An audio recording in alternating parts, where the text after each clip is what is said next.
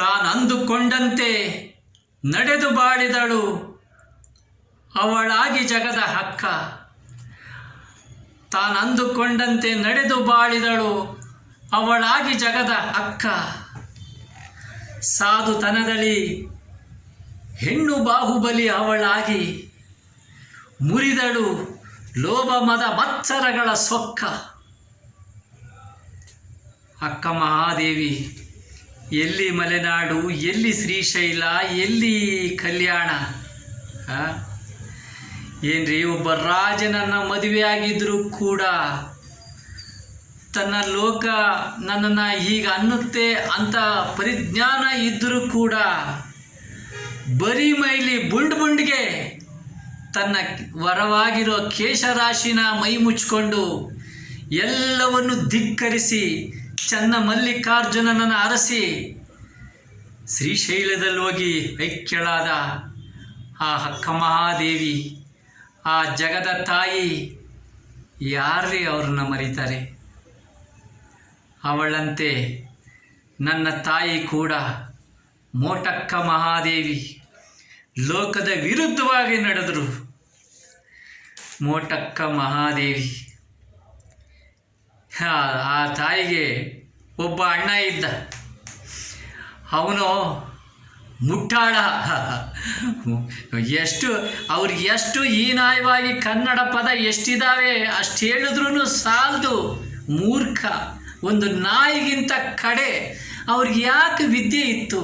ಯಾವ ಪುಸ್ತಕದಲ್ಲಿ ಒಂದು ಹೆಣ್ಣನ್ನು ಲೂಟಿ ಮಾಡು ಅಂತ ಹೇಳಿದರು? ಆ ಬಿಕ್ಲಿ ಕಟ್ಕೊಂಡು, ಅವನ ಹೆಂಡತಿ ಬಿಕ್ಲಿ, ಅವನು ಮಾತು ಕಟ್ಕೊಂಡು ಸದಾ ನನ್ನ ತಾಯಿ ಹೆಸರು ಹೇಳೋದು, ಅವರು ಅವನಿಗೆ ಬೈಯೋದು. ನೆಮ್ಮದಿ ಇಲ್ದಂಗೆ ಮಾಡಿಬಿಟ್ಟಿದ್ದಂತೆ ನಮ್ಮ ಅಜ್ಜಿಗೆ.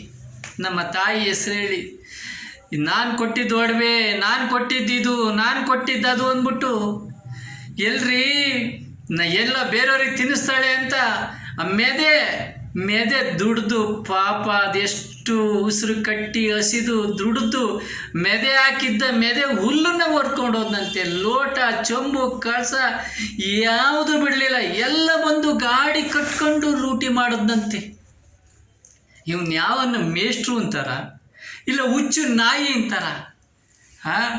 ಅಷ್ಟೊಂದು ಅಲ್ಲ ರೀ. ಅವಳ ತಂಗಿನ ಲೂಟಿ ಮಾಡೋದು ಅಂದರೆ ಯಾವ ಅಣ್ಣನಾದರೂ ಸಹಿಸುತ್ತಾ? ಹೋಗಿ ಕೂಡಾಕ್ಬೇಕಿತ್ತು, ತಾನು ಅಂದುಕೊಂಡಂತೆ ನಡೆಸ್ಕೋಬೋದಿತ್ತು. ಅವಳು ಹೇಳಿದ ಮಾತು ಕೇಳಲಿಲ್ಲ ಅಂದ್ರೆ, ಹೇಳಿದ ಮಾತು ಕೇಳಲಿಲ್ಲ ಅಂದರೆ ಎತ್ಕೊಂಡೋಗ್ಬಿಟ್ರೆ ಕೇಳ್ಬಿಡ್ತಾಳ? ಆಯ್ತಪ್ಪ, ಎಲ್ಲ ಲೂಟಿ ಮಾಡಿದೆ, ಚಿನ್ನ, ಒಡವೆ, ಬೆಳ್ಳಿ, ಅನ್ನ, ನೀರು ಎಲ್ಲ ತಗೊಂಡೋದೆ. ಅವಳ ದೇಹ ಯಾಕೆ ಆ ದೇಹನೂ ತಗೊಂಡೋಗ್ಬಿಟ್ಟು ಮಾಂಸ ಮಾಡಿ ಕೈಮ ಮಾಡಿ ತಿಂದುಬಿಟ್ಟಿದ್ರೆ ಸಾರ್ಥಕವಾಗೋದು. ಅಯ್ಯೋ ಮುಟ್ಟಾಳ, ನಿನ್ನನ್ನು ಯಾರೋ ಮೇಷ್ಟ್ರು ಅಂತಾರೆ, ನಿನಗ್ಯಾರೋ ಮೇಷ್ಟ್ರು ಕೆಲಸ ಕೊಟ್ಟಿದ್ದು? ಹುಚ್ಚು ನಾಯಿ, ನನ್ನ ತಾಯಿನ ಬೀದಿ ನಾಯಿ ಮಾಡಿಬಿಟ್ಟೆ. ನಿನಗೆ ದೇವರು ಇನ್ನೂ ಬದುಕಿದೆಯಲ್ಲ ಹೇಳು. ನಿನಗೆ 4-5 ಸತಿ ಹೊಟ್ಟೆ ಕೂಯಿಸ್ಕೊಂಡಿದ್ರು ಇನ್ನೂ ಬದುಕಿದೆಯಾ? ನಮ್ಮಪ್ಪನ್ನು ಬಾಳಕ್ಕೆ ಬಿಡಲಿಲ್ಲ, ನಮ್ಮ ಅಣ್ಣದಿರನ್ನ ಬಾಳಕ್ಕೆ ಬಿಡಲಿಲ್ಲ. ನೀನು ಏನು ತಗೊಂಡೆ ನೀನು ನಮ್ಮವ್ವನಿಂದ? ನಮ್ಮವ್ವನ ಕಣ್ಣಲ್ಲಿ ರಕ್ತ ಕೆಡವಿ ಏನು ಪಡ್ಕೊಂಡೆ ನೀನು? ನಿನಗೆ ರಾಷ್ಟ್ರಗೀತೆ ಯಾಕೆ ನಿನ್ನ ಬಾಯಲ್ಲಿ ಬಂತು? ರಾಷ್ಟ್ರಗೀತೆ ಅರ್ಥ ಗೊತ್ತಾ ನಿನಗೆ? ಯಾರು ಪಾಪ ವಿದ್ಯಾರ್ಥಿಗಳು ಏನು ಕರ್ಮ ಮಾಡಿ ನಿನ್ನಿಂದ ಬೋಧಿಸ್ಕೊಂಡ್ರು ಅವರು? ರಾಷ್ಟ್ರಗೀತೆ ಅರ್ಥ ಗೊತ್ತಾ? ಹುಚ್ಚು ನಾಯಿ. ತವ ಶುಭ ನಾಮೆ ಜಾಗೆ, ತವ ಶುಭಾಶಿಷ ಮಾಗೆ, ಗಾಯೆ ತವ ಜಯ ಗಾಥಾ, ಜಯ ಹೇ ಭಾರತ ಭಾಗ್ಯ ವಿಧಾತ. ಇಂಥ ರಾಷ್ಟ್ರಗೀತೆ ಹೇಳೋದಕ್ಕೆ ನಿಮ್ಮ ಬಾಯಾರ ಹೆಂಗೆ ಬಂತು? ಹುಚ್ಚರು, ನಿನಗೆ ಯಾರು ಲೆಕ್ಕ ಮಾಸ್ಟರ್ ಕೆಲಸ ಕೊಟ್ಟರು? ಯಾವ ಪುಸ್ತಕದಲ್ಲಿ ಬರೆದಿತ್ತು? ಸ್ವಂತ ತಂಗಿನ ಲೂಟಿ ಮಾಡು ಅಂತ, ಅವಳು ಬೀದಿಗೆ ಬಿಟ್ಬಿಡು ಅಂತ, ಅವಳು ಕಣ್ಣೀರು ಹಾಕಿದ್ರೆ ನಿನ್ಗೇನು ಲಾಭ ಬಂತು? ಹುರ್ಕೊಂಡಂಗೆ ಹುರ್ಕೊಂಡು ತಿಂದ್ಬಿಟ್ರಿ ನೀವು. ನಿನಗೇನು ಲಾಭ ಬಂತು? ಯಾರು ಇರಲಿಲ್ಲ ರೀ. ಅನ್ನ ಇಲ್ಲ, ನೀರಿಲ್ಲ, ಬಟ್ಟೆ ಇಲ್ಲ, ಬರೆ ಇಲ್ಲ, ಮನೆ ಇಲ್ಲ, ಮಠ ಇಲ್ಲ. ತನ್ನಿಂದ ಉಪಕಾರ ಪಡೆದ ಅಕ್ಕ ತಂಗಿಯರಿಲ್ಲ. ಈಗಲೂ ಇದ್ದಾರೆ ಒಂದಿಬ್ಬರು. ಅವ್ರು ಯಾರೂ ಮಾಡಲಿಲ್ಲ. ಕಡೆಗೆ ಯಾರ್ಯಾರನ್ನೋ ಬೇಡ್ಕೊಂಡು ಶ್ರವಣ ಬೆಳಗೊಳಿಕೆ ಅಲ್ಲಿ ಇಲ್ಲಿ ತನ್ನ ಇದು ಮಾಡಿಕೊಂಡು ಕುಣುಗ್ಲಿಗೆ ಬಂದು ಸೇರಿಕೊಂಡು ಪುಣ್ಯಾತ್ಮರ ಜೊತೆ ಸೇರಿ ಬಾಳಿ ಬದುಕಿ ತೋರಿದ್ಲು ನಮ್ಮವ್ವ. ಇಂಥ ಹುಚ್ಚು ನಾಯಿಗಳು ಹೊಟ್ಟೆಲಿ ಹುಟ್ಟಿ ಅದೇನು ಉರ್ದಂಗೆ ಉರ್ಕೊಂಡು ತಿನ್ಬಿಟ್ರು. ರೇ ಇದೇ ಲೆಕ್ಕ ಹಾಕ್ರಿ. ಅದಕ್ಕೇನೆ ಆ ಪೂಲನ್ ದೇವಿ ಹಂಗೆ ಉಗ್ರಗಾಮಿಗಳಾಗಿ ಇಂಥವ್ರಿಗೆ ಇಂಥ ಮನೆ ಆಳ್ರಿಗೆ ಬುದ್ಧಿ ಕಲಿಸೋದು. ಇದ್ದೇ ಲೆಕ್ಕ ಹಾಕ್ರಿ. ನಮ್ಮ ಕೌರವರು ಪಾಂಡವರು ಇದ್ದರು, ಎಲ್ಲರೂ ಇದ್ದರು, ವೀರಾದಿ ವೀರರೆಲ್ಲ ಇದ್ದರು. ಆ ಕೌರವ ದುರ್ಯೋಧನ ದುಶ್ಯಾಸನ ಹೇಳಿ ಸೀರೆ ಎಳಿಸಕ್ಕೆ ಹೋದ್ರು ದ್ರೌಪದಿಗೆ. ಯಾರ್ಯಾರಿದ್ರು? ಭೀಷ್ಮ ಇದ್ದ, ದ್ರೋಣಾಚಾರ್ಯ ಇದ್ದ, ಭೀಮ ಇದ್ದ, ಆ ಪ್ರವೀಣ ಪಾರ್ಥ ಇದ್ದ. ಯಾರೇನು ಮಾಡೋಕ್ಕಾಗಲಿಲ್ಲ. ಪುಣ್ಯಾತ್ಮ ಅಣ್ಣ ಶ್ರೀಕೃಷ್ಣ ಬಂದು ತನ್ನ ಸೀರೆ ಕೊಡಲಿಲ್ಲ ಅಂದಿದ್ರೆ ದ್ರೌಪದಿಗೆ ಈ ಮೋಟಮ್ಮನಿಗಾಗಿದ್ದ ಶಿಕ್ಷೆನೂ ದ್ರೌಪದಿಗೂ ಆಗ್ತಾ ಇತ್ತು, ಕಂಗಾಲ ಆಗ್ತಿದ್ಲು. ಅವನು ಬಂದು ಪುಣ್ಯಾತ್ಮ ಸೀರೆ ಕೊಟ್ಟು ಮಾನ ಉಳಿಸಿ ಮುಂದಿನ ಬದುಕಿಗೆ ದಾರಿ ಮಾಡಿಕೊಟ್ಟ. ಇಂಥ ಮನೆಯಾಳನ ಮಕ್ಕಳು ಅನ್ನಬಾರ್ದು. ನಮ್ಮ ಅಜ್ಜಿ ತಾತ ತುಂಬ ಒಳ್ಳೆಯರು. ಇಂಥ ಮುಟ್ಟಾಳ್ರು, ಇಂಥ ಮನೆಯಾಳ್ರು ನನ್ನ ತಾಯಿನ ಕಂಗಾಲು ಮಾಡಿಬಿಟ್ರು. ಅವ್ರ ಮಕ್ಕಳು ತಿಂದಿರೋದು ನಮ್ಮ ಅವ್ವನ ಕಸ, ಅವ್ರ ಮಕ್ಕಳು ಅವನ ಹೆಂಡತಿ ಹಾಕ್ಕೊಂಡಿದ್ದು ಒಡವೆ ನಮ್ಮ ಅವ್ವಂದು, ಅವ್ರ ಮಕ್ಕಳು ಬೆಳೆದಿದ್ದು ನಮ್ಮ ಅವ್ವನ ಹೇಳಿ ತಿಂದು. ಆ ಋಣ ತೀರ್ಸೋಕ್ಕಾಗತ್ಯಾ?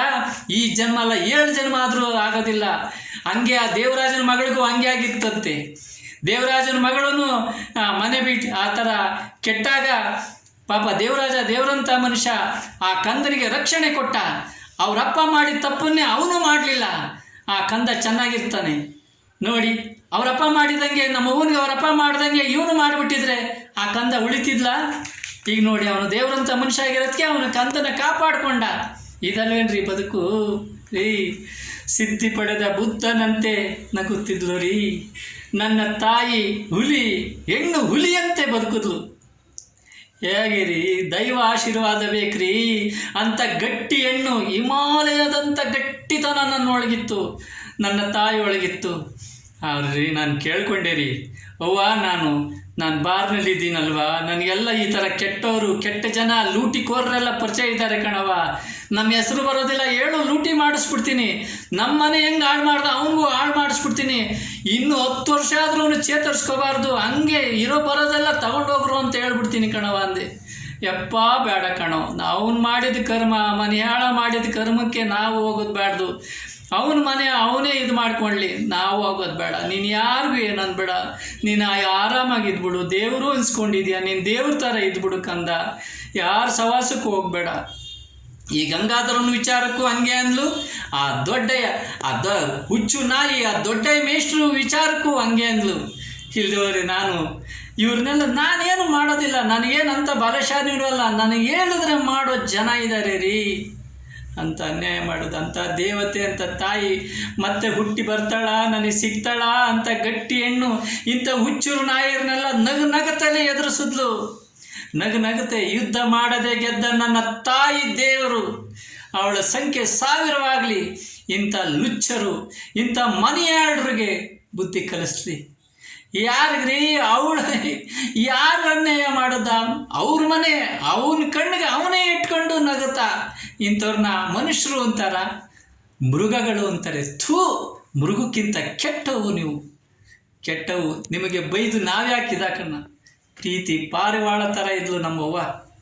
ಅಂಥ ದೇವತೆ, ಅಯ್ಯಪ್ಪ, ಅಂಥ ದೇವತೆಯಲ್ಲಿ ಹುಟ್ಟೋದಕ್ಕೆ ಪುಣ್ಯ ಮಾಡಿರಬೇಕು. ಅದೆಷ್ಟು ಕಷ್ಟಪಟ್ಟು ಬೆಳೆಸಿದ್ಲು ನಮ್ಮನ್ನು. ದೇವತೆ ತಾನೇ ನಮಗೆ ಅವಳು, ದೇವತೆ.